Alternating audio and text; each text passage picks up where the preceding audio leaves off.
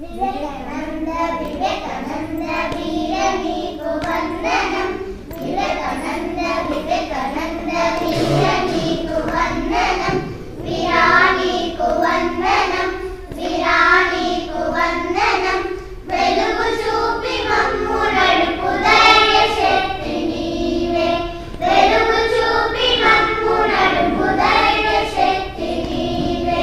వివేకానంద జై జై స్వామీజీ జై జై, వివేకానంద జై జై స్వామీజీ జై జై. సుందర మనోహర మధుర భాషి నీవే, సుందర మనోహర మధుర భాషి నీవే, మధుర భాషి నీవే. నీదు బోధలే మాకు మార్గదర్శకం, నీదు బోధలే మాకు మార్గదర్శకం. వివేకానంద జై జై స్వామీజీ జై జై, వివేకానంద జై జై స్వామీజీ జై జై. వివేకజ్ఞాన సంపన్న కామ క్రోధ వర్జిత, వివేక త్యాగ సంపన్న కామ క్రోధ వర్జిత, కామ క్రోధ వర్జిత, కామ క్రోధ వర్జిత. వీరని సమానమెవ్వరీ లోకమందున, వీరని సమానమెవ్వరీ లోకమందున. వివేకానంద జై జై స్వామీజీ జై జై, వివేకానంద జై జై స్వామీజీ జై జై. బాల్యమన్య దేవుని చూడాలన్న వాంఛచే, బాల్యమన్య దేవుని చూడాలన్న వాంఛచే, చూడాలన్న వాంఛచే, చూడాలన్న వాంఛచే. రామకృష్ణ దేవుని పొందగలిగినావయ, రామకృష్ణ దేవుని పొందగలిగినావయ. వివేకానంద జై జై స్వామీజీ జై జై, వివేకానంద జై జై స్వామీజీ జై జై. సర్వజీవులందున దైవ భావమేనయ, సర్వజీవులందున దైవ భావమేనయ, దైవ భావమేనయ, దైవ భావమేనయ. సకల జీవ సేవ కొరకు అవతరించినావయ, సకల జీవ సేవ కొరకు అవతరించినావయ.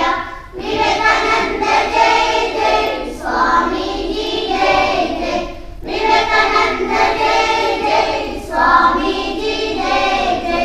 వివేకానంద వివేకానంద వీర నీకు వందనం, వివేకానంద వివేకానంద వీర నీకు వందనం, వీరా నీకు వందనం, వీరా నీకు వందనం, వెలుగు చూపి మమ్ము నడుపు ధైర్య శక్తి నీవే, వెలుగు చూపి మమ్ము నడుపు ధైర్య శక్తి నీవే.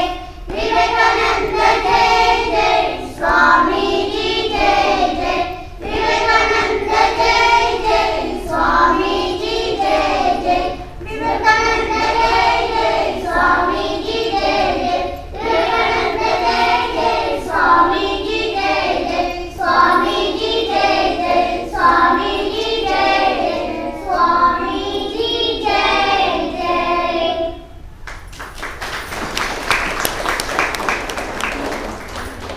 పూజ్య మాతాజీలకు నమస్కారం. ఇక్కడికి వచ్చిన అందరికీ నా నమస్కారం. ముందుగా అందరికీ ఈరోజు స్వామీజీ బర్త్డే కదా, అంటే జాతీయ యోజన దినోత్సవం ఆ శుభాకాంక్షలు తెలియజేస్తున్నాను. స్వామి వివేకానంద అంటేనే యువతకు ఎంతో స్ఫూర్తిదాయకం. ఆయన చెప్పిన ప్రతి మాట కూడా మనల్ని మనం ఇదివరకు వినే ఉండొచ్చు. కూర్చున్న వాళ్ళు నిలబడతారు, నిలబడిన వారు కార్యోన్ముఖులు అవుతూ ఉంటారు అని అంత ఇన్స్పిరేషన్ ఆయన యువతకి ఇవ్వడం జరిగిందనమాట. అలాంటి స్వామీజీ భారతదేశం కోసం చాలా తప్పించారు. ఆయన ఎన్నో కలలు కన్నారు. భారతదేశ యువత గురించి, భారతదేశ పునర్వైభవం గురించి ఆయన ఎన్నో కలలు కన్నారు. ఇప్పుడే మనకు మాతాజీ చెప్పారు, మన భారతదేశం ఎలా ఉండేది ఇంతకుముందు? కళల్లో, అలాగే సంస్కృతిలో, సాంప్రదాయాలలో, ఇలా ఏ రంగంలో చూసినా కూడా విశ్వగురువు అనే స్థానానికి మన భారతదేశం ఒకప్పుడు రీచ్ అయింది. కానీ కంటిన్యూస్గా రకరకాల ఇన్వేషన్స్ జరగడం వల్ల, రకరకాల కారణాలు ఉండడం వల్ల మన భారతదేశం ఏమైంది అంటే తన పునర్వైభవాన్ని, అంటే తన వైభవాన్ని కోల్పోతూ రావడం జరిగింది. కానీ ఇప్పుడు మనం గమనిస్తూ ఉంటే మళ్ళీ అది జాగృతం అవుతున్నట్టు అనిపిస్తుంది. ఇన్ఫ్రాస్ట్రక్చర్లో కావచ్చు, కళల్లో కావచ్చు. మన నమస్తే చూడండి, మన భారతదేశం నుంచి వచ్చిన నమస్కారం ప్రపంచం అంతటా ఇప్పుడు గుర్తించబడి ఆచరించబడుతుంది. మన కల్చర్ అందరు తెలుసుకుంటున్నారు. ఇలా ప్రతిదీ మన దేశం యొక్క గొప్పతనం అంతా ప్రపంచమంతా తెలుసుకుంటుంది. ఇలా మళ్ళీ దాని వైభవాన్ని అది పొందుతుంది. మరి ఇంత గొప్ప కార్యక్రమం జరుగుతున్నప్పుడు మన వంతు పాత్ర ఉండాలిగా. మన దేశానికి మన వంతు పాత్రగా మనం ఏదో ఒకటి చేయాలిగా. అలా మన పూర్వ వైభవాన్ని మనం తీసుకురావడానికి కొంచెం ఏదైనా హెల్ప్ చేయడం కోసం స్వామీజీ మనకు ఒక చిన్న సజెషన్ ఇచ్చారు. అదేంటి అంటే పేట్రియాటిజం త్రూ సర్వీస్. అంటే మనం మన దేశభక్తిని సేవ ద్వారా చూపించవచ్చు. సేవ అంటే మనం జనరల్గా ఈ మాటకి అర్థం ఏమనుకుంటాము? దాన ధర్మాలు, ఇలాంటి కార్యక్రమాలు అనే భావన ఉండొచ్చు. కానీ సేవ అంటే చేసే చిన్న ఆలోచనైనా పనైనా దాని భావన వేరుగా ఉంటే ప్రతి పని సేవగా మారుతుంది. అది ఎలా అంటే మనం ఏదైనా ఒక పని చేసేటప్పుడు, లేదంటే ఒక ఆలోచన చేసేటప్పుడు జనరల్గా ఎలా ఉంటాము? దీనివల్ల నాకు వచ్చే బెనిఫిట్ ఏంటి అనే థాట్ మనకి ప్రైమరీగా వస్తుంది కదా. కానీ ఇలాంటి థాట్ లేకుండా ఎక్కడైతే సెల్ఫ్లెస్నెస్, అంటే స్వార్థం ప్లేస్లో నిస్వార్థం రీప్లేస్ అవుతుందో, ఈర్ష్య, ద్వేషం ఇలాంటి ప్లేస్లో ప్రేమ, కరుణ రీప్లేస్ అవుతుందో, అలాంటి థాట్లో, అలాంటి యాక్షన్లో మనం చేసే ప్రతి చిన్న పని కూడా ఒక గొప్ప మహత్తరమైన సేవగా రూపొందుతుందన్నమాట. అలాంటి సేవని మనందరం అలవాటు చేసుకోవాలి. మనకి డౌట్ రావచ్చు, ఇప్పుడు సేవ సరే ఒక యాక్షన్ లేదంటే ఒక థాట్ అని అలా అంటున్నాం. మనం ఎవరికి సేవ చేస్తాము? మన దేశానికి మనం ఎలా సేవ చేస్తాం? అది ఎలా దేశభక్తిగా మారుతుంది? మనకు ఒక సేయింగ్ ఉంది కదా, దేశం అంటే మట్టి కాదోయ్, దేశం అంటే మనుషులోయ్. మనం నిజంగా మన దేశానికి సేవ చేయాలి అని అనుకుంటున్నాము అంటే మన తోటి ప్రజలకు మనం సేవ చేయాలి. అలా ఎలా చేయాలి? ఆ భావన కూడా ఎలా ఉండాలి? నేను చేస్తున్నాననే భావన కాకుండా నా ద్వారా భగవంతుడు చేయిస్తున్నాడు అనే భావంతో మనం సేవ అనేది చేయాల్సి ఉంటుంది. ఇప్పుడు మనకి అది మరి దేశ సేవ, దేశభక్తి ఇవన్నీ చాలా పెద్ద పెద్ద పదాలు. మరి వీటిని నిజమైన లైఫ్లో ఎలా అప్లై చేయొచ్చు? అంటే మనందరం కూడా సోల్జర్స్ లాగా మారి ఆర్మీకి వెళ్ళిపోవాలా? అవసరం లేదు. నేను ఒక టీచర్, అలా ఒకళ్ళు డాక్టర్, ఇంకొకళ్ళు పొలిటీషియన్, ఇలా రకరకాల వృత్తులు ఉంటాయి కదా. మనం చేసే పనినే అత్యుత్తమంగా చేశామంటే అదే దేశ సేవ అయిపోతుంది. ఎలాంటి స్వార్థం లేకుండా, ఎలాంటి ఎక్స్పెక్టేషన్స్ లేకుండా మనం ఏ పనైనా నిర్వర్తించాము అంటే అది సేవగా మారుతుంది. అదే క్రమంగా మనం చేయగలిగే దేశ సేవగా రూపొందుతుందన్నమాట. ఇలాంటి దేశ సేవ మనం చేయాలి అంటే ముందు మనకి మనం ఒక సర్వీస్ చేసుకోవాల్సి ఉంటుంది. ఏమని? నా లిమిటేషన్స్ ఏంటి? ఫర్ ఎగ్జాంపుల్ నేను ఒక అమ్మాయిని, నేను ఇంతవరకు పని చేయగలుగుతాను, నా బౌండరీస్ ఇది, నేను ఇంతకు మించి నా లిమిటేషన్స్ నేను క్రాస్ చేయలేను, ఇలాంటి నేను లిమిటేషన్స్ పెట్టుకున్నాను అంటే నా ద్వారా అన్లిమిటెడ్ సర్వీస్ అనేది ప్రపంచానికి అందదు. అలా కాకుండా మీకు ఇది ఈజీగా అర్థం అవడానికి ఒక చిన్న ఎగ్జాంపుల్ చెప్తాను. మనందరం డేటా రీఛార్జ్ చేసుకుంటాం కదా, 1 GB, 1.5 GB, 2 GB ఇలా చేసుకుంటాం కదా. ఇది ఈ టైప్లో చేస్తే మనం యూజ్ చేస్తూ ఉంటాము, దానికి అన్లిమిటెడ్ సర్వీసెస్ ఉండవు, డేటా ఎప్పుడైపోతుందో తెలియదు, ఆ భయం కొంచెం మనకు ఉంటుంది. అలా కాకుండా అన్లిమిటెడ్ డేటా ప్యాక్ అయితే దాంతో అన్లిమిటెడ్ సర్వీసెస్ వస్తాయిగా. అదేవిధంగా మనం కూడా లిమిటేషన్స్ పెట్టుకొని కాకుండా అన్లిమిటెడ్గా మనం ఉండాలి. అంటే ఎలా ఉండాలి? నేను ఓన్లీ ఈ వ్యక్తిని, నాకు ఇవి లిమిటేషన్స్ అని ఇలాంటి ఆలోచనలతో కాకుండా నేను శుద్ధ చైతన్యంలో నేను ఒక భాగాన్ని, నాతో పాటు ఉన్న ఈ ప్రతి ప్రాణి కూడా ఆ శుద్ధ చైతన్యంలో ఒక భాగం అనే ఆలోచన మనం పదే పదే రిపీట్ చేసుకుంటూ ఉంటే మన ద్వారా కూడా అన్లిమిటెడ్ డేటా లాగా అన్లిమిటెడ్ సర్వీసెస్ అనేవి అందించడం జరుగుతుందన్నమాట. ఇది చేయాలి అంటే స్వామీజీ మనకి ఇంకొక సలహా ఇచ్చారు. ఏమని?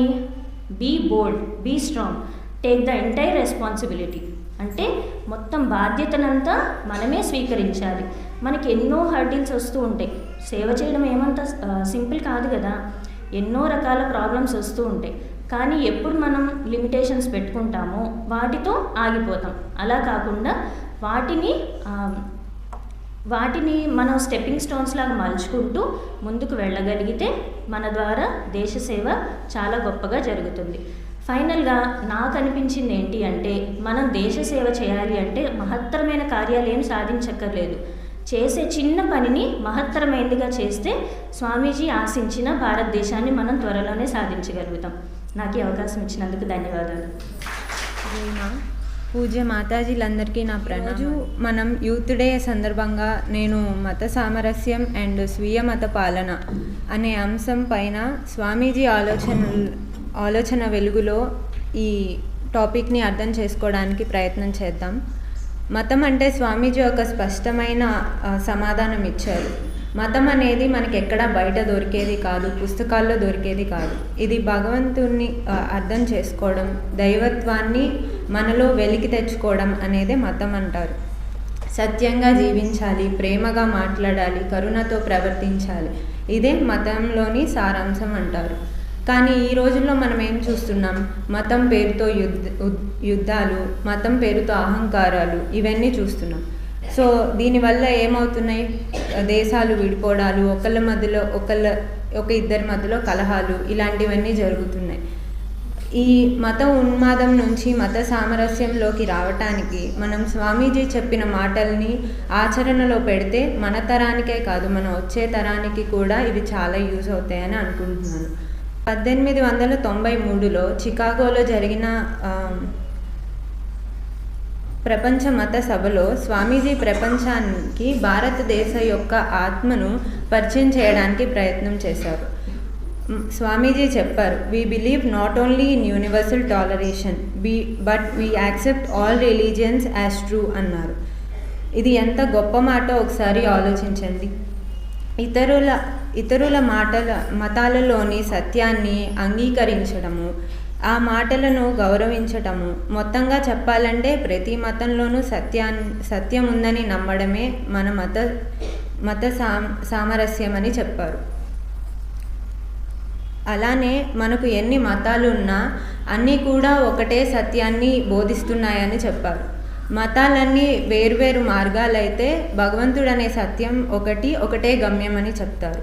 ఇదే మాటను మనం గురు మహారాజ్ మాటల్లో చెప్పచ్చు. ఒక ఉదాహరణగా, ఒక కొలను ఉందనుకుంటే ఆ కొలనికి 4 ఎడ్జెస్ ఉన్నాయి. ఒక వైపు నుంచి హిందువులు వస్తారు, ఒకవైపు నుంచి క్రిస్టియన్స్ వస్తారు, ఒకవైపు నుంచి ముస్లిమ్స్ వస్తారు, ఒకవైపు నుంచి ఇంకేదో మతం వాళ్ళు వస్తారు.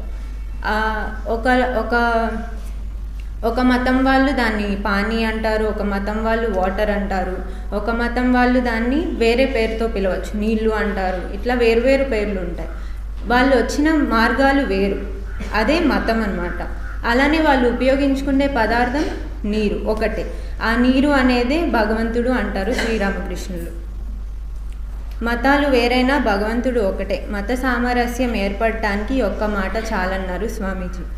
స్వామీజీ ఎప్పుడు మీ మతాన్ని వదిలిపెట్టేయండి, ఈ మతాన్నే ఫాలో అవ్వండి, ఇలానే ఉండండి అని చెప్పలేదు. ఆయన be firm in your own religion but respect all religions అంటారు. అంటే మీ మతాన్ని మీరు ప్రేమించండి, మీ మతాన్ని మీరు గౌరవించండి, దానితో పాటు అందరినీ కూడా అలానే చూడాలి, అలానే సామాన్యంగా ఈక్వల్గా చూడాలి, ఈక్వల్గా రెస్పెక్ట్ ఇవ్వాలి అని చెప్తారు.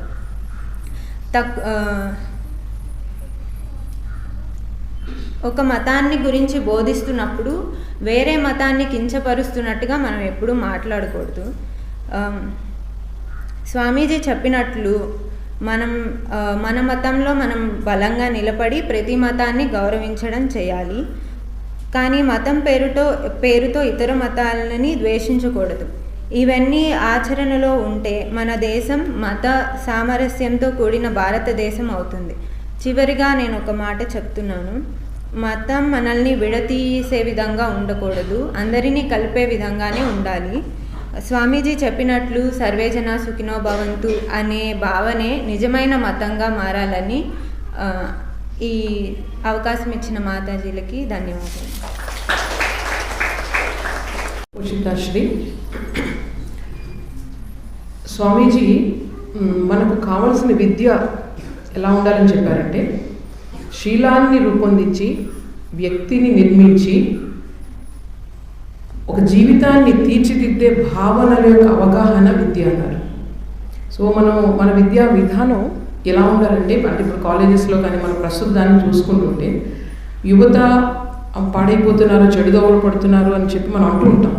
కానీ బేసిక్గా ఉండే విద్య అన్నదే మనకు చాలా దోషపూరితంగా ఉంది. ఇప్పుడు కేవలం ఒక ఉద్యోగాన్ని సంపాదించడానికో లేకపోతే ఒక పోటీ అనమాట, ఎంతసేపు ఎన్ని మార్కులు వస్తాయి ఇదే ఆలోచిస్తున్నాం తప్ప మనందరం కూడా ఈ విద్యా విధానం అనేది మనందరం కూడా మారాలి అని చెప్పి మనందరం కూడా కోరుకోవాలి. ఇప్పుడు కాకపోయినా కొన్ని సంవత్సరాల్లో ఈ బేసిక్ ప్రాథమిక విద్యా విధానం ఎప్పుడైతే మారుతుందో, ఎందుకంటే చిన్న వయసులోనే ఈ పిల్లలలో ఈ సంస్కారాలు ఉన్నవి చివరి వరకు ఉంటాయన్నమాట. అంటే 11 ఏళ్ల లోపులో పడినటువంటి సంస్కారాలు జీవితాంతం వరకు కూడా ఉంటాయి. ఈవెన్ గాంధీజీ కూడా ఈ మాటలు అన్నారు, చాలా మంది చెప్తారు, ఇప్పుడు సైకాలజీ కూడా చెప్తుంది అనమాట. అంటే ఆ సమయంలో ఈ చిన్నపిల్లల యొక్క మనసు చాలా కాన్సన్ట్రేటెడ్గా ఉంటుంది, డీవియేషన్స్ తక్కువ ఉంటాయి. కాబట్టి మనం ఏదైతే అందిస్తామో అది వాళ్ళలో స్థిరంగా పడుతుంది అన్నమాట. ఈ విధంగా ఈ విద్యా విధానం కూడా మీరు ఇంట్లో కూడా పిల్లలు చెప్పేటప్పుడు మెయిన్గా వాల్యూస్ అనేవి తొందరగా ఇవ్వడానికి మీరు తల్లులుగా మీరు ప్రయత్నం చేయాలి. ఇప్పుడు తదుపరి కార్యక్రమం మన కంప్యూటర్ సెక్షన్లో చదువుతున్నటువంటి పిల్లలు, వాళ్ళు కొంతమంది మాట్లాడతారు. ఒకేసారి నిలబడడం అనేది గొప్ప విషయం కాదు, పడినా కానీ తనంతట తానే లేవడం అనేదే గొప్ప విషయం అనేది స్వామీజీ వివేకానంద గారు తన యొక్క బోధనల ద్వారా, తన యొక్క ప్రసంగం ద్వారా, సూక్తుల ద్వారా ప్రజల్లోకి ఒక లక్ష్యాన్ని తీసుకురావడానికి ఆయన కృషి చేశారు. అందుకనే ఆయన భారతమాత యొక్క ముద్దు బిడ్డలలో ఒకరైన వివేకానంద స్వామి గొప్పవారిగా పేరు పొందారు. తర్వాత మనము ఏ లక్ష్యాన్ని సాధించాలన్నా కానీ మనలో ఎన్నో ఆటంకాలు వస్తాయి. ఇక్కడ విచ్చేసిన వాళ్ళలో కొంచెం మంది నేను ఇక్కడికి వచ్చిన తర్వాత తెలుసుకుంది ఏంటంటే, ఇంటర్ చదివాము, ఏం చేస్తున్నారంటే ఇంటర్ చదివాము ఆపేసాము, కంప్యూటర్ కోర్స్కి వచ్చాము ఇలా అని చెప్పేశారు. అంటే ఇక్కడ ఎవరిని పర్సనల్గా ఉద్దేశించి అనేది కాదు, నేను కూడా ఒకప్పుడు ఆ విషయం గురించి బాధపడ్డా కాబట్టి అది తెలియాలన్న ఉద్దేశంతో ఇక్కడ చెప్తున్నాను. ఏంటంటే మనము ఎన్ని సంవత్సరాల క్రితం ఎక్కడ ఉన్నామో ఇప్పుడు అక్కడ ఉంటే మనకి అప్పటికి ఏ రకమైన తేడా ఉండదు. కాబట్టి ఎన్నైనా ఆటంకాలు రావచ్చు, ఆటంకాలు అనేవి ఒక శాఖలు మాత్రమే. ఒక లక్ష్యాన్ని ఎంచుకున్నామంటే అదే శ్వాసగా, అదే పట్టుదలగా దానికి ఉన్న అన్ని ఆటంకాలని పక్కకు పెట్టేసి దానికోసం కృషి చేసి ముందుకు వెళ్తే ఆయన ఆశయాన్ని మనం కొంచెం వరకైనా నెరవేర్చగలుగుతామని నా యొక్క అభిలాష. ఇంకా ఏంటంటే ఆయన ప్రసంగం చెప్పినప్పుడు వేలాది మంది అప్పటికప్పుడే ఇన్స్పిరేషన్గా మారారు. కానీ ఇక్కడ ఆయన మనకిచ్చిన మాటలు చాలు మనలో మనమే స్వతహాగా మార్పు చెందడానికి. బాధ అనిపించింది, చాలా బాధ అనిపించింది. ఒకరితో చెప్తే చిన్న చూపుగా అనిపిస్తుంది, అప్పుడు అవసరం లేదు. ఆయన యొక్క మాటల్ని మనం ఎదురుగా పెట్టుకొని చూసి వాటిని తీసివేసి బలహీనమైన ఆలోచనల్ని పక్కకు తీసేసి బలమైన ఆలోచనలు ఏమున్నాయి అవే వాటిని మనం ఎక్కువగా గుర్తు చేసుకుంటే మనం ముందుకు వెళ్ళొచ్చు. మనం బలంగా ధైర్యంగా ఉన్నామంటే ఏ శక్తి కూడా మనల్ని ఏమీ చేయలేదు. ఆయన చెప్పిన విధానం, స్వామీజీ గారి మాటలు ఎన్నో రకంగా చిన్నప్పటి నుంచి ఎన్నో మాటలు మనం వింటుంటాం. కానీ ఈ స్వామీజీ గారు చెప్పిన మాటలు ప్రతి ఒక్క మనిషికి, ప్రతి ఒక్కరికి వాళ్ళను ఉద్దేశించి ఆయన చెప్తున్నట్టుగా ఉంటుంది ఆ సూక్తులు. అందుకనే అవన్నీ మనం పదే గుర్తు చేసుకుంటూ మన లక్ష్యాలను విన్నాడకుండా ఉంటే ముందుకు వెళ్ళి మన లక్ష్యాన్ని ఈజీగా చేరుకోగలం. ఆయన యొక్క మాటలకి, ఆయన కష్టానికి మనం సరైన ఫలితాన్ని ఇవ్వగలుగుతామని ఆశిస్తున్నాము. ఈ చిన్న అవకాశం ఇచ్చిన అందరికీ కృతజ్ఞతలు. అర్థం చేసుకున్నామా స్వామీజీ యొక్క సందేశాన్ని? అందరూ కూడా అదే స్ఫూర్తితో ముందుకు వెళ్ళాలని కోరుకుందాం. You believe yourself. All power is within you. You can do anything and everything. Take risk in your life. If you win, you can lead. If you lose, you can guide. Always listen to your soul. There are 3 golden rules from the life of Swami Vivekananda. Who is helping you, don't forget them. Who is loving you, don't hate them. And who is believing you, don't cheat them. So friends, we can learn so many things from Swami Vivekananda ji. I learned from his speeches like positive thinking, self-believing, and serving people. So you can also learn so many things from him. Thank you so much for giving this wonderful opportunity for me. Thank you. ముందుగా పూజ్య మాతాజీలందరికీ నా నమస్కారాలు. అలాగే 1893లో తన మొదటి ప్రసంగం ద్వారా భారతదేశాన్ని ప్రపంచ పటంపై నిలబెట్టిన స్వామి వివేకానందకి నా హృదయపూర్వకమైన వందనాలు తెలుపుకుంటున్నాను. అలాగే మీ అందరికీ నా నమస్కారం. మనలో సాధారణంగా ఒక ఆలోచన అనేది ఉంటుంది. అదేంటంటే దేవుడు ఉన్నాడా లేదా అనే ఆలోచన అందరికీ ఉంటుంది. అలాగే ఒకరోజు స్వామీజీకి ఈ ఆలోచన వచ్చింది, దేవుడు ఉన్నాడా లేదా అని. ఈ ప్రశ్నకి సమాధానం చాలా దగ్గర అడిగారు కానీ సమాధానం దొరకలేదు. అయితే ఈ సమాధానం కోసం తన స్నేహితుల సహాయంతో పరమహంసగా కీర్తించబడే రామకృష్ణుల దగ్గరికి వెళ్ళారు. రామకృష్ణుల వారి సొంత గ్రామం కామార్పకూరు. కలకత్తా నగరానికి ఉత్తరంగా ఉన్న దక్షిణేశ్వర కాళికాలయంలో నివసిస్తూ ఉండేవారు. ఆయన జీవితం అంతా జపం, ధ్యానం, యోగ సాధనలో గడుపుతూ ఉంటారు. ఆయన దగ్గరకు వచ్చిన అనేక మంది ప్రజలకు ఆయన ఆధ్యాత్మిక శాంతిని ప్రసాదించేవారు. అయితే స్వామీజీకి వచ్చిన ఈ ప్రశ్న ఆయన జవాబు దొరకడం కోసం శ్రీరామకృష్ణులను ఇలా అడిగారు, అయ్యా మీరు దేవుణ్ణి చూసారా అని అడిగినప్పుడు స్వామీజీ ఎటువంటి మొహమాటం లేకుండా అవును నేను దేవుణ్ణి చూశాను, అవసరమైతే నీకు కూడా చూపించగలను అని చెప్పారు. ఎవరైనా సరే భగవంతుడికై తీవ్ర వ్యాకులత అనగా బాధతో విలపిస్తే దేవుడు వారికి తప్పక దర్శనమిస్తారని చెప్పారు. స్వామీజీ మొదటిసారిగా నేను ధైర్యంగా దేవుణ్ణి చూశాను అని చెప్పగలిగిన మొదటి ధీరుని ఆయన చూశారు. అలాగే స్వామీజీ తనకున్న ఆలోచనకి ప్రశ్న దొరికింది కదా. శ్రీరామకృష్ణులను కలవటం ద్వారా ఆయనలో ఆధ్యాత్మిక శాంతిని, అనుభూతిని పొందారు. ఆ కలయిక వలన స్వామీజీ వివేకానందగా మారారు. అప్పుడు స్వామీజీ అనుకున్నారు, శ్రీరామకృష్ణులు గొప్ప ఆధ్యాత్మిక శక్తి సంపన్నులని అప్పుడు గ్రహించారు. స్వామీజీ ఆయన జీవితంలో అనేక ఆధ్యాత్మిక కార్యక్రమాలు చేశారు. వాటిలో మనం కూడా ఏదో ఒకటి చేయాలి, మనమంతూ ఏదో ఒకటి చేయాలి, యువతరానికి సహాయపడాలని మనము కోరుకుందాం. అలాగే నిజమైన జ్ఞానం పుస్తకాలలో మాత్రమే కాదు, అనుభవం ఉన్న గురువుల దగ్గర కూడా దొరుకుతుంది. కాబట్టి మన జీవితంలో కూడా సందేహాలు వచ్చినప్పుడు భయపడకూడదు. మనలో ఉన్న అహంకారాన్ని విడిచిపెట్టి నేర్చుకోగలిగే మనసు కలిగి ఉండాలి. అప్పుడే మన జీవితంలో ఒక గొప్ప మార్పుని మనం సాధించగలము. మనలో వచ్చిన మార్పే ప్రపంచం అంతటికీ రావాలి. అది మన నుంచే మొదలవ్వాలి. Thank you. అందరికీ నమస్కారం. నా పేరు సుప్రియ. నేను ఇప్పుడు స్వామీజీ నమ్మిన ఒక సూత్రం గురించి చెప్తున్నాను. Patriotism through service. Patriotism through service అంటే మనం దేశభక్తిని ఒక సర్వీస్ లాగా చేయాలి.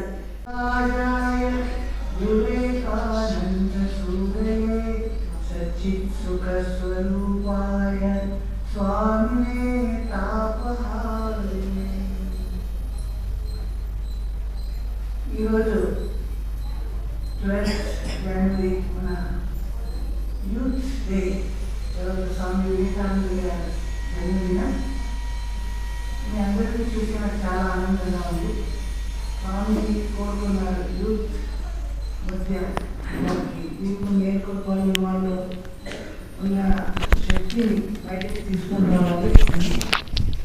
స్వామి ఉన్న కాలంలో మన దేశ పరిస్థితి ఎలా ఉంది ఇప్పుడే మీరందరూ చాలా విధంగా అందరూ చర్చించారు, చెప్పారు. ఆ కాలంలో మన దేశం పరాధీనంగా ఉన్నప్పుడు చాలా దుస్థితి. ఆయన మన దేశమంతా హిమాలయ నుంచి అక్కడి నుంచి ఆల్మోరా నుంచి కొలంబో వరకు అంతా సంచరించి ఎలా ఉంది అని స్టడీ చేసి దాన్ని మన దేశం ఎలా మళ్ళా పునరుద్ధరణం అవ్వాలి అని ఆయన చాలా ఆలోచిస్తారు. కన్యాకుమారిలో కూర్చొని 3 రోజులు ఆయన ధ్యానం చేసి మన దేశం ఒక ముందు ఉన్న ఉన్నత స్థితి ఎలా ఉండింది, ఇప్పుడు ఎందుకు ఇలా దిగజారింది, మన కారణాలు ఏం చేస్తే మన దేశం వల్ల పునరుద్ధారం అవుతుంది అని చాలా ఆలోచించి తర్వాత చికాగో వెళ్ళి అక్కడ ధర్మ మహాసమ్మేళనంలో ఆయన పాల్గొని భారతదేశాన్ని యొక్క గొప్పతనం గౌరవాన్ని అందరికీ చాటి చెప్పి ఆ కాలంలో మన దేశం అంటే వారికి ఉన్న ఆ దురభిప్రాయాన్ని అన్నీ పోగొట్టు వాళ్ళు కొనేటట్లు చేసి తర్వాత భారతానికి మరలి వచ్చి ఇక్కడ మన దేశంలో కూడా అందరిలో ఒక ఉన్న శక్తిని మరల ఆయన జాగృతం చేస్తారు. ప్రతి ఒక్క ఆయన స్వామీజీ విశ్వాసం each soul is potentially divine అని చెప్తారు. ఈ దివ్యత్వం అనేది దేవత్వం అనేది అందరిలో దాగి ఉన్నది. మన లక్ష్యం ఏమిటంటే దాన్ని బయటికి మనం వ్యక్తం చేయాలి. అది ఎలా చేయాలి, దాని each soul is potentially divine, the goal is to manifest. ఈ డివినిటీని మేనిఫెస్ట్ చేయాలి. ఎలా చేయాలంటే బై కంట్రోలింగ్ నేచర్, అంటే ప్రకృతిని మనము కంట్రోల్ చేయాలి, అంటే దానిని నియంత్రించగలగాలి. ప్రకృతి అంటే ఏంటి అంటే ఎక్స్టర్నల్ నేచర్, ఇంటర్నల్ నేచర్ అంటారు. బాహ్య ప్రకృతి, ఆంతరిక ప్రకృతి. బాహ్య ప్రకృతి అంటే బాహ్య శక్తులు. ఇప్పుడు సైంటిస్ట్ అందరూ చేస్తున్నారు కదా, ఫిజిక్స్, కెమిస్ట్రీ, సైన్స్, బయాలజీ అన్ని. ఈ అన్ని శక్తులని మనం ఉపయోగించుకొని మనకి ఎలా కావాలో అవి మనం చేసుకుంటున్నాం. ఈ ఎలక్ట్రిసిటీ, మ్యాగ్నెట్, నానా శక్తులు మనకు ఉన్నాయి. అలాగే మన శక్తి అంటే మన శారీరకంగా, మానసికంగా, భౌతికంగా ఉన్న మన శక్తిని మనం సరిగా మనం నియంత్రించాలి, దానిలో బయటికి తీసుకొని రావాలి అని ఆయన చెప్తారు. ఎప్పుడు ఇదంతా మనం చేయగలుగుతామో ఏదైనా మనం సాధించగలుగుతాము. Controlling nature, internal, external. ఎలాగైనా చేయండి, ఏ మెథడ్ అయినా చెప్తున్నారు. మీరు దీనికోసం ఆయన నానా ఇది మెథడ్స్ చూపిస్తారు. ఎలా భక్తి, యోగా, జ్ఞానం, ఎలా అయినా సరే అదంతా చేసి మనం చేస్తేనే మనం నిజంగా మన ఉన్నతి అవుతుంది అని ఆయన ఆశించారు. ఇదే ఆయన కోరుకున్నదే ఆ కాలంలో కోరుకున్నారు. అది ఇప్పుడు మనం చూస్తున్నాం. మీ అందరి మధ్య ఇలా ఇక్కడ వచ్చి ఇంతమంది విద్యార్థులు వచ్చి నేర్చుకుంటున్నారు. అది మనకి ఎంతో ఆనందంగా ఉంది. ఇక్కడ ఓన్లీ ఒక ఎడ్యుకేషన్ కాకుండా, పుస్తక విద్య కాకుండా, అతను ఓన్లీ కుట్టు పని, కంప్యూటర్ మాత్రం కాకుండా అందరిలో ఒక ట్రాన్స్ఫర్మేషన్ వస్తుంది. అది నిజంగా కావాల్సింది.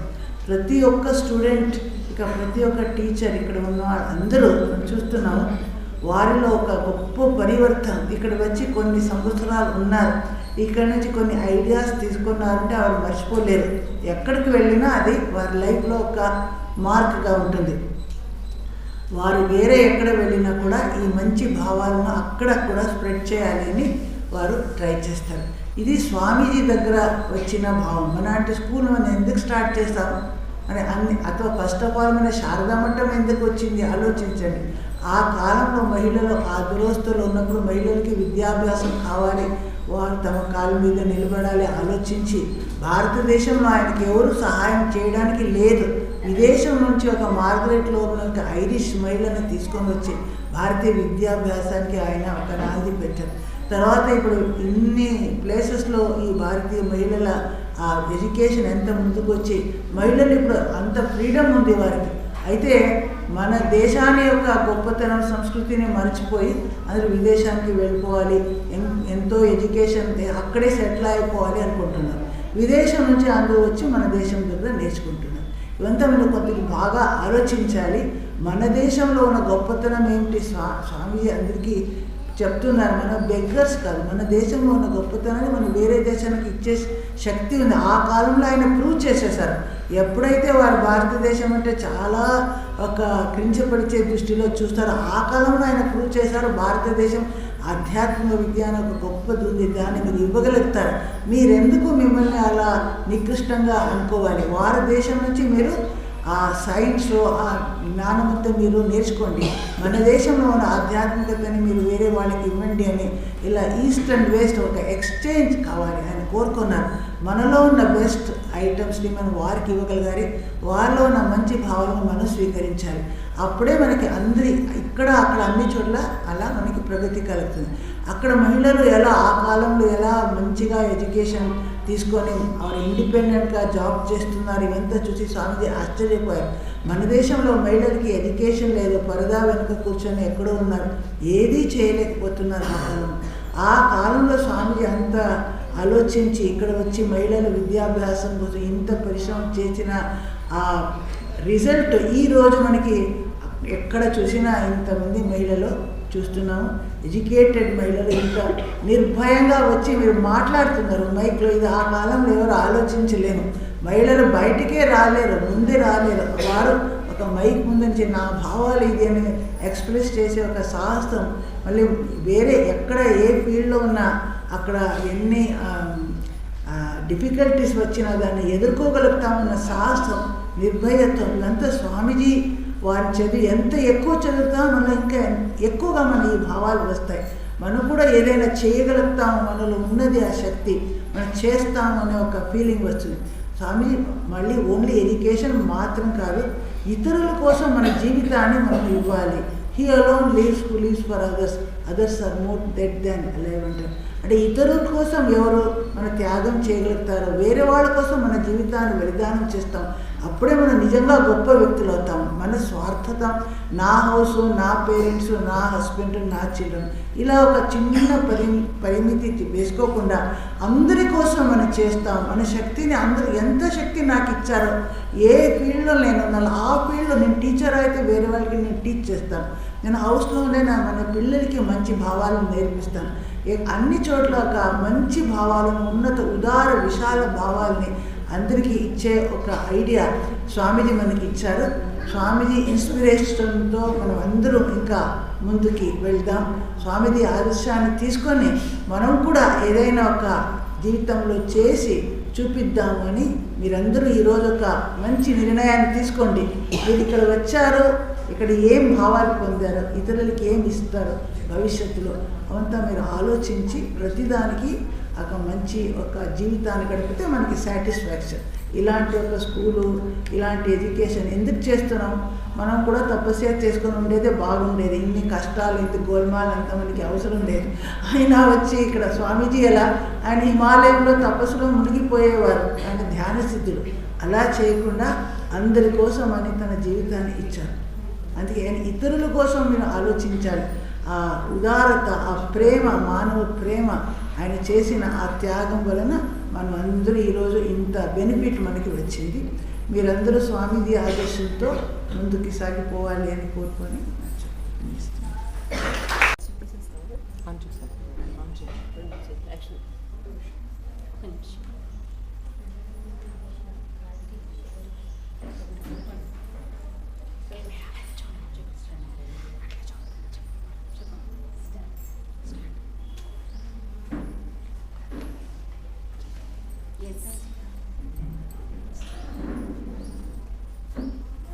ఒకరోజు నరేంద్రుడు వాళ్ళ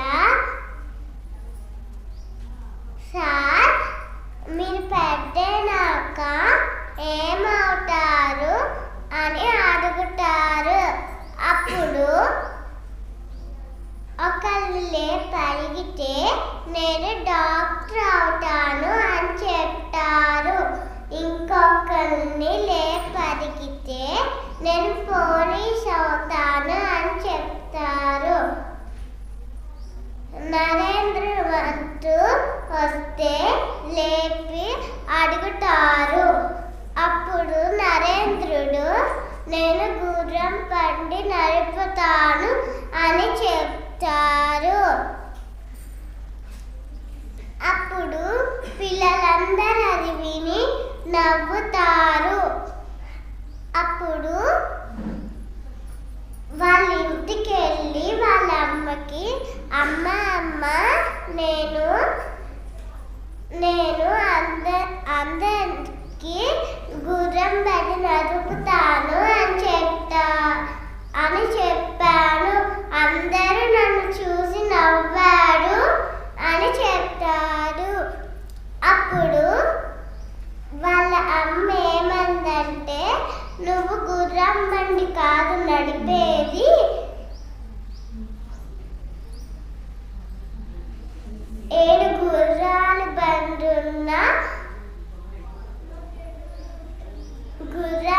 బండి నడపాలి అని చెప్తారు. ధన్యవాదాలు. నమస్కారం. ఈరోజు నేను స్వామి వివేకానంద గారి జీవితంలో జరిగిన ఒక గొప్ప కథ చెప్పబోతున్నాను.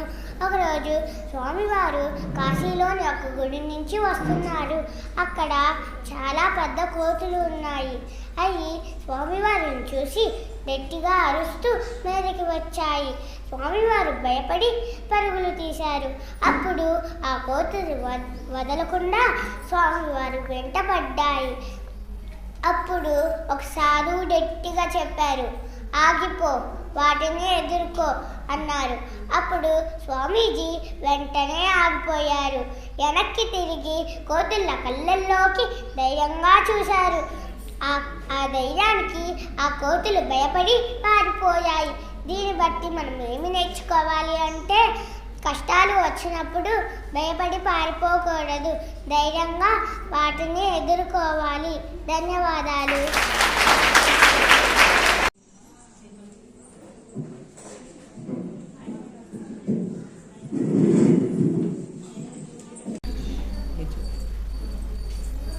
అందరికీ నా ప్రణామాలు. నేను ఇక్కడికి ప్రతి సండే ఇక్కడికి క్లాస్ వినడానికి వస్తాను. నాకు ఇక్కడ స్వామి వివేకానంద గురించి ప్రతి సండే ఆయన యొక్క టీచింగ్స్ అవన్నీ వింటాను. ఆయన గురించి నాకు బాగా నచ్చింది ఏంటంటే, ఆయన ఏది ఒకటి చదివినా చూసినా బాగా అర్థం చేసుకునే క్వాలిటీ నచ్చింది. నేను కూడా అలా అవ్వాలని కోరుకుంటున్నాను. ధన్యవాదాలు. నమః శ్రీ యతిరాజాయ వివేకానంద శూరయే సచ్చిత్ సుఖ స్వరూపాయ స్వామినే తాపహారిణి. ముందుగా మాతాజీ వాళ్ళకి నా నమస్కారం, మరియు ఇక్కడికి ఇచ్చేసిన అందరికీ కూడా నా ప్రణామాలు. స్వామి వివేకానంద ఎప్పుడు జన్మించారు? 1863 12th January కదా. ఆయన జన్మించాక ఎంతోమంది జన్మించారు, కానీ ఇప్పటికీ మనం స్వామి వివేకానందనే ఎందుకు అంటే వివేకానందన్ ఎందుకు అంత బాగా గుర్తుపెట్టుకున్నాము? ఇంకా వారు పుట్టినరోజునే ఎందుకు యూత్ డేగా జరుపుకుంటున్నాము? వారు యూత్గా ఉన్నప్పుడే పరమపదించారని మనం వారి బర్త్డేని యూత్ డేగా జరుపుకుంటున్నాము. కాదు, వారు చెప్పే ప్రతి మాట యూత్ని ఎంతో ప్రభావితం చేసింది. అందుకని మనము యూత్ డేగా వారి జన్మదినాన్ని మనం జరుపుకుంటున్నాము. అయితే స్వామీజీ ఎన్నో విషయాలు ఆయన ఎన్నో చెప్పారు మనకి. బట్ విద్యని బాగా స్ట్రెస్ చేసి చెప్పారు, విద్య చాలా అవసరం అనేది. ఎందుకు అసలు విద్య అంటే ఏంటి? మనకి సర్టిఫికేట్స్ పొందడమే విద్యని అంటే ఎవ్రీ ఇయర్ ఎంతోమంది సర్టిఫికేట్స్ తీసుకొని చదువుకొని కాలేజెస్ నుంచి యూనివర్సిటీస్ నుంచి సర్టిఫికేట్స్తో బయటకు వెళ్తున్నారు. అందరూ మరి చాలామంది విద్య నేర్చుకుంటున్నారు కదా. మరి విద్య అంటే ఇంకా ఇప్పటికీ విద్య అనేది మనకి కావాలి అని మనం ఎందుకు చెప్పుకుంటున్నాము అంటే, సర్టిఫికేట్స్ కోసం మాత్రమే పరిమితమైనది మాత్రమే విద్య కాదు. విద్య అనేది మనలో మార్పును తీసుకొని రావాలి, అదే నిజమైన విద్య. జనరల్గా మనం చదువుకుని జాబ్స్ కలెక్టర్ అవ్వడమో, పోలీస్ అవ్వడమో, లేకపోతే డాక్టరో, లేకపోతే టీచరో అలా చదువుకొని ఏదో ఒక వృత్తిలోకి వెళ్తూ ఉన్నాము కదా. కానీ అది నిజమైన విద్య కాదు. స్వామీజీ అంటారు, education is the manifestation of the perfection already in man. విద్య అనేది మనలోనే అంతర్నిహితంగా దాగి ఉంది, దానిని బయటకి తీయడమే నిజమైన విద్య అని స్వామీజీ చెప్తున్నారు. అయితే మనకి విద్య గురించి తైత్తరీయోపనిషత్తులో కూడా విద్య యొక్క గొప్పతనం చెప్పారంటే, సత్యం వద ధర్మం చర స్వాధ్యాయాన్ మా ప్రమద అన్నారు. ఎప్పుడూ సత్యాన్నే మాట్లాడాలి, ధర్మాన్ని ఆచరించాలి. దానితో పాటు విద్యను ఎప్పుడు కూడా మనం వదలకూడదు, దాన్ని ఎప్పుడు పెట్టుకొని ఉండాలి.